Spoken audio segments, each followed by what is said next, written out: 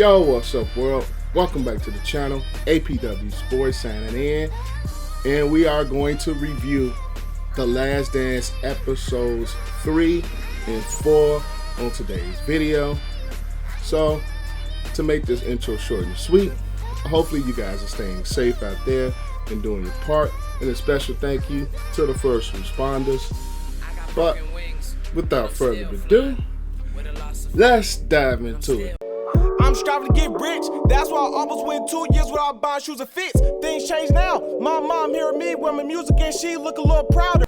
The craziest thing about these episodes is the way that Dennis Rodman really carried himself after the fact that he was traded from Detroit and the whole rifle incident. Dennis Rodman had a bad upbringing by being kicked out by his mom when he was 18 years old. He was always saying that he was in competition with his sisters. He felt that his sisters were loved more than him. He felt that his sisters were held to, I'm not going to say higher standards. It just seems like he was held to a higher standard than his sisters. And the way things played out, it just seems like his sisters have more bit of a privilege than he did. And it kind of messed Dennis Rodman up mentally, the way he was treated, and he was living from place to place in those years before ending up out southeast Oklahoma State. He really shined there, and it really blossomed into his NBA growth when he was taken in '86 by Detroit. And I think at that point he started not to lose his way, but I think a lot of the pressures, a lot of what the NBA has to deal with, it really started to get to him mentally until he really had that breakdown where he was pulling himself on the side of the road with the rifle in his hand. Because the good thing is he said he fell asleep in the car, because no telling if he would have really committed suicide if he had been awake and alert. So things happen for a reason. We all go through mental lapses. I'm just glad that Dennis finally began to come out of his, even with all the tattoos, the hair and things. Those were just more expressions of Dennis as the person versus just him just crying out for help and just going all out. I think it was just more Dennis just finally felt a little bit free. He found some freedom mentally to really start becoming who he wanted to be versus what everybody else thought he should be. And Carmen Electra had a part in that as well, as telling him to just be more of himself, to be more free with his personality. And the funniest thing is, when Phil Jackson gave Dennis those 48 hours, MJ was just saying, he's not coming back. He's not coming back. I didn't even have to be in a situation. I could just look from the outside looking in before any of that happened. I would have just been like the same thing. Like, Dennis isn't coming back. He ain't coming back in 48 hours. You let him go to Vegas and party, he ain't coming back in 48 hours. And the funny thing was, his man was drinking a beer, riding a motorcycle. Just think if Dennis would have took that in today's climate with Twitter, Instagram, and Facebook and all that's going on, TMZ and all that. He would not have survived that. He would not, because of the way things are now. It's just so much bigger of a microscope that is really pointed on athletes at this point. It's just a lot going on, and he can get away with it back then because it wasn't that many cameras going around. It wasn't a lot as it is now, so he was more able to just kind of not hide and dodge, but it wasn't really publicized like that because the technology and the social media era we're in now. And a lot of the things coming from Dennis Rodman, the Piston versus Dennis Rodman, the Bull, those were two drastically different people, because Dennis Rodman, the Piston, was kind of not closeted in, but he was kind of like more just shy Dennis Rodman, more just kind of like just more to himself Dennis Rodman, versus the Bulls Dennis Rodman. When he really started to find himself, he was more out there with the hair colors, the tattoos, the piercings, all that different type of stuff. And Dennis Rodman, I'll just say this. I would love to have a guy like that on the Bulls right now. A guy that's going to rebound hard. He's going to work hard. He's going to play hard. Grab for those loose balls. And just give a 100% overall effort on both ends of the floor. Mainly on the defensive end of the floor. Because guys like that are irreplaceable guys. And once the Pistons really lost Dennis, you seen their team really start to go downhill. And the Bulls picked him up and really was an intricate part in those latter 3 championships. And the storyline that they did on the Bulls and Pistons series, it just really sheds light on the state of mind of Michael Jordan, Phil Jackson, and the Bulls era. Because it was weird that even with an Eastern Conference final appearance, he felt Doug Collins was not the guy to be the head coach going forward.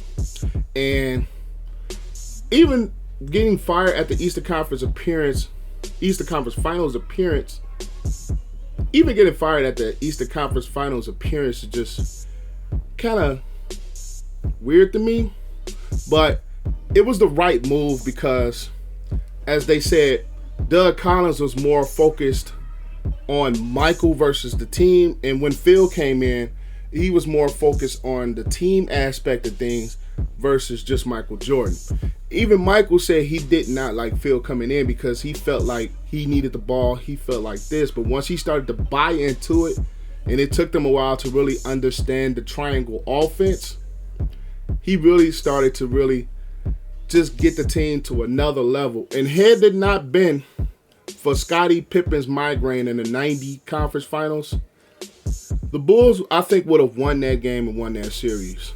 They really would have, because I'm a guy, I have migraines from time to time, and they mess with your vision. It's hard to see day. Sometimes you see double, and it's just like pounding pain on your head. It's hard to see sometimes. Sometimes you really have to be in dark. You can't be around like lights. So I understand migraine headaches, because those are absolutely piss poor, horrible, and I mean horrible headaches. And the way that Michael Jordan got the team to really start to train, the way Michael Jordan got that team to really kind of boosted themselves for the upcoming season. And they started this the day after losing in the Eastern Conference Finals. It's just sheds light on how much winning really meant to MJ and that Chicago Bulls team.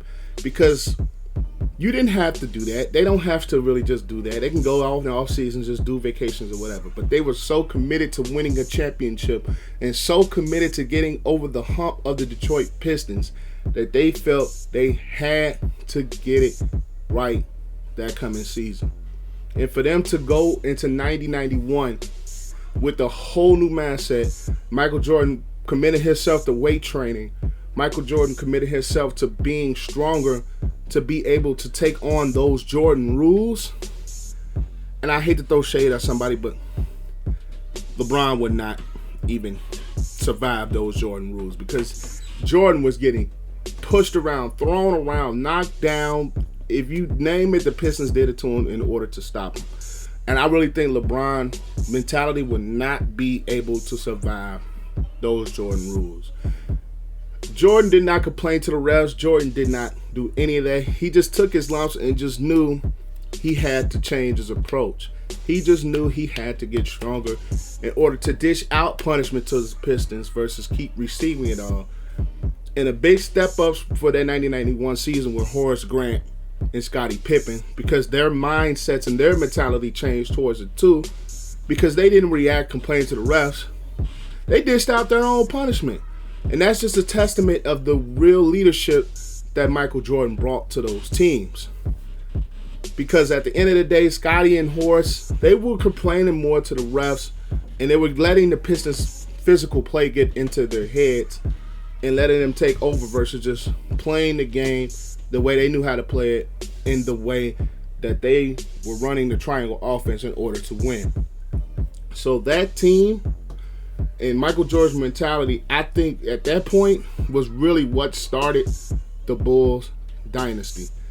That point in time was really what started the evolution of the Chicago Bulls, heading into the 90s and the later 90s eras. That's what really started it, with that mentality and what he had to go through facing the Detroit Pistons. Now with the Pistons walking off, they said that they looked back and they said that the Celtics did that when the Pistons finally overtook them. But it's, to me, I'm gonna say this.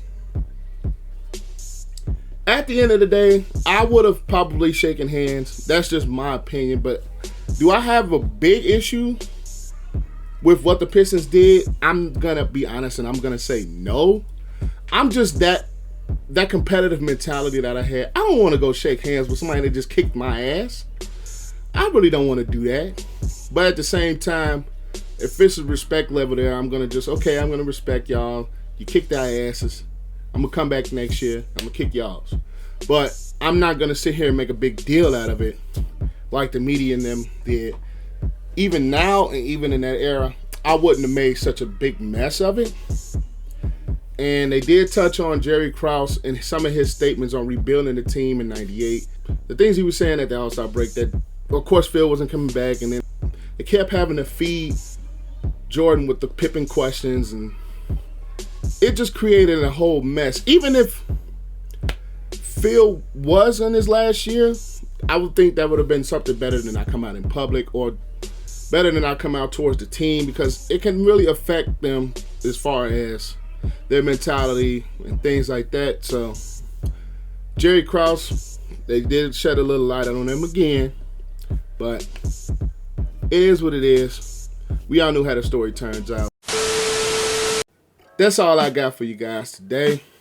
Make sure you like the video, comment your thoughts on episodes 3 and 4 below, and also share the video and subscribe to the channel, as that helps the channel to grow. And you guys can also keep up with me on Instagram and Twitter. Both handles are APW Sports, and both will be linked in the description below. But you guys stay safe out there. Have a great and excellent day, and I will see you guys next time.